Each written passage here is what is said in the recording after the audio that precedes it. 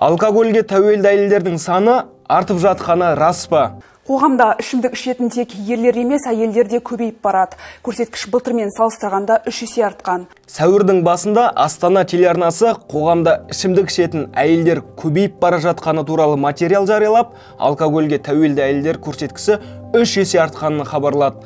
Ақпарат қаншалықты рас, бірге тексерейік.